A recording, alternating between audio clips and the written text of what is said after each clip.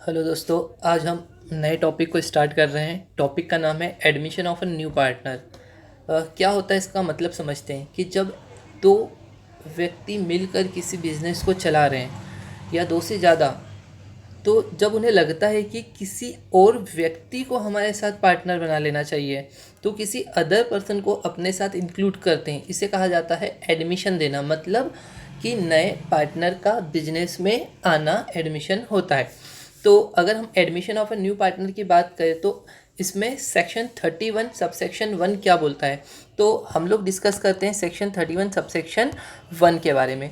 तो according to section 31 subsection 1 of Indian partnership act 1932, जी हाँ, ये एक नंबर में ऑब्जेक्टिव आ सकता है कि इसका एक्ट कौन सा है, तो 1932 एक मार्क के लिए ऑब्जेक्टिव आता है। If there is no other agreement, इसका मतलब क्या होता है, अगर हमने कुछ और अदर एग्रीमेंट नहीं बनाया है बिटवीन द पार्टनर, किन के बीच में एग्रीमेंट नहीं है, साझेदारों के बीच में, then a new partner can not be admitted. अगर आपने कुछ एग्रीमेंट नहीं बनाया तो कोई पार्टनर एडमिट नहीं हो सकता है in the firm without the consent of other partner. मतलब जब तक आप किसी और पार्टनर की सहमति, मतलब जैसे ए और बी पार्टनर है तो सी को अगर वो पार्टनर बनाना चाहते हैं तो जब तक आपने दोनों पार्टनर ने आपस में सहमति एग्री नहीं हो गए आप किसी और को नया पार्टनर नहीं बना सकते हैं।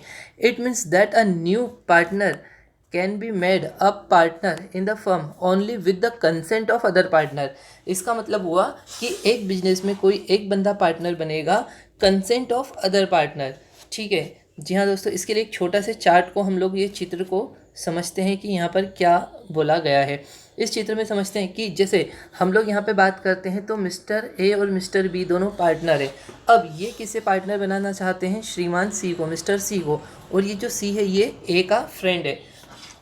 तो ए अपनी मर्जी से इसे पार्टनर नहीं बना सकता जब तक कि बी अपनी कंसेंट ना दे दे। तो ये हम लोगों ने देखा एडमिशन ऑफ न्यू पार्टनर का मतलब। आगे देखते हैं, अगला पॉइंट बहुत ही अच्छा पॉइंट है। ये बोलता है need of a new partner. एक पार्टनर की नीड क्या होती है, ज़रूरत क्या होती है, या तो ऐसी कंडीशंस बताइए जब हमें नए पार्टनर की ज़रूरत होती है। तो हम लोग इस पॉइंट को डिस्कस करते हैं। इस पॉइंट में देखिए क्या क्या पॉइंट्स लिखे हुए हैं। सबसे पहला पॉइंट लिखा है टू गेट द कैपिटल।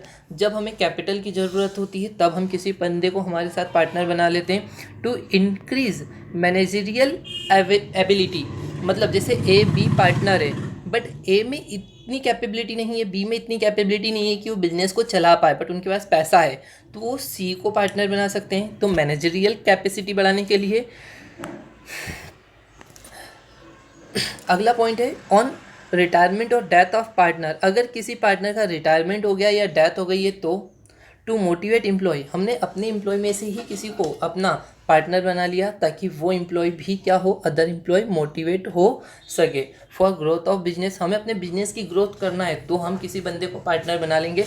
आप मतलब समझिए कि ये क्वेश्चन क्या है, need of a new partner, एक नए पार्टनर की ज़रूरत क्यों होती है। In case of foreign trade, foreign trade मतलब हमें विदेश में अपने व्यापार को, अपने बिजनेस को बढ़ाना है तो हम लोग क्या करेंगे, हम लोग करेंगे कि विदेश के किसी व्यक्ति को हमारा पार्टनर बना लो, क्योंकि अगर किसी और व्यक्ति ने उसको ऑफर दिया तो हमारा बिजनेस छोड़ नहीं पाएगा ना, बिकॉज क्योंकि वो हमारा पार्टनर है। अगर वो हमारा एम्प्लॉय होता है, हमने 20,000 रुपये दिए, किसी ने 30 दिए, तो हमारा जॉब छोड़कर चले जाता। तो in case of foreign trade हमें भी नए पार्टनर की ज़रूरत होती है। 7 नंबर का पॉइंट है टू अवॉइड बिजनेस कंपटीशन। अगर दो लोग अलग अलग बिजनेस कर रहे हैं तो कंपटीशन को ख़त्म करने के लिए ये लोग पार्टनर बन जाते हैं। तो ये हमारा एक अच्छा सा क्वेश्चन निकल के आया था कि need of a new partner या conditions of a new admission, कि नए पार्टनर की ज़रूरत क्यों होती। तो 6 to 7 पॉइंट आप याद कर लीजिए, सबसे मस्त पॉइंट है, आपको अच्छे से याद हो जाएंगे। चलिए आगे हम लोग डिस्कस करते हैं इसमें कि right of a partner, right of a new partner, एक नए पार्टनर के पास क्या क्या अधिकार होते हैं। तो अगर मैं बात करूँ नए पार्टनर के पास क्या क्या अधिकार होते हैं, तो right on the business property, her partner के पास बिजनेस की प्रॉपर्टी पे राइट होता है। राइट टू शेयर प्रॉफिट, और प्रॉफिट को शेयर करने का भी उसके पास राइट होता है। ये 2 नंबर का क्वेश्चन आ सकता है। आगे हम लोग इस टॉपिक में बात करें, छोटा सा टॉपिक है, एक छोटा से प्रैक्टिकल ओरिएंटेड अगर इस टॉपिक को मैं बात करूं तो ये टॉपिक हमसे क्या बोलता है समझते हैं। कि ये वाला टॉपिक हमसे बोलता है कि रिवैल्यूएशन अकाउंट क्या होता है या रिवैल्यूएशन अकाउंट को समझाइए। तो देखिए मैंने एक छोटा सा फॉर्मेट, एक ट्रिक बताई है यहाँ पर कि कैसे रिवैल्यूएशन अकाउंट बनता है। अगर मैं आपको बात करूँ तो यहाँ पर रिवैल्यूएशन अकाउंट ये 2 पार्टों में बना हुआ है। यहाँ पर 2 साइड होती है और यहाँ पर बाई साइड होती है। जी हाँ, रिवैल्यूएशन में यहाँ पर 2 साइड होती है, यहाँ पर बाई साइड होती है। इसको मिटा देते हैं।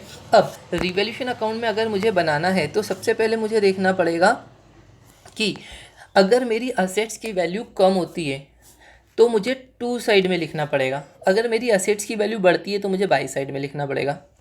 अपोजिट, अगर लाइबिलिटी की वैल्यू बढ़ती है तो 2 में और लाइबिलिटी की वैल्यू घटती है तो बाय में। और इसके फिर कुछ ना कुछ डिफरेंस निकलेंगे, तो वो डिफरेंस को हम रिवैल्यूएशन प्रॉफिट के नाम से जानते हैं। इधर डेबिट साइड होता है, इधर क्रेडिट साइड होता है। ठीक है दोस्तों, अगर मैं बात करूँ इसके ऊपर छोटा सा, अगर आपको समरी नोट लिखने के लिए आए तो आप 3-4 पॉइंट इस पर ईजिली फिल कर सकते हैं। जैसे कि यहाँ पर पॉइंट नंबर 1 क्या बोलता है, it is prepared at the time of admission और रिटायरमेंट ऑफ पार्टनर। यह कब बनाया जाता है रिवैल्यूएशन अकाउंट, जब पार्टनर का एडमिशन हो रहा है या जब पार्टनर का रिटायरमेंट होता है, that time revaluation account prepare किया जाता है। This account also known as profit and loss adjustment account. इस अकाउंट को profit and loss adjustment account भी कहा जाता है।